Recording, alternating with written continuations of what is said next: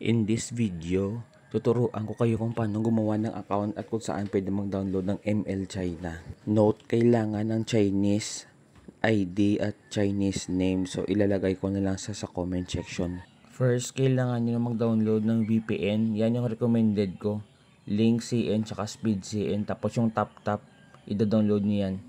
I-type nyo lang tap-tap Chinese APK. Tapos yung unang link na lumabas, yan yung nakikita nyo. Click nyo yan. Tapos i-download nyo.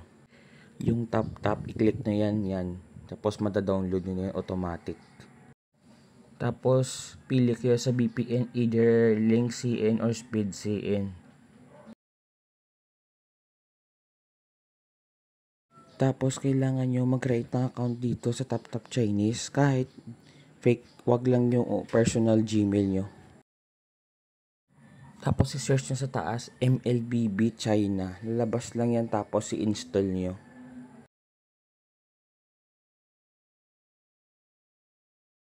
Tapos i-click mo to, yan. Click mo yan, download yan. Kasi sa akin na-install ko na. I-connect nyo sa VPN, tapos buksan nyo yung MLBB China nyo. Tapos bubungad dyan yung pag-login ng account. Pwedeng Douyin. Tapos yung isa tap-tap Chinese.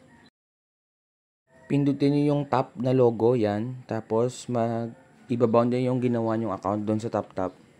Yan. Tapos accept nyo lang. If ever nahingi siya guys ng name tsaka ID ng Chinese, meron akong nilagay dyan sa comment section. Pili na lang kayo doon. Ayan, napapasok na tayo.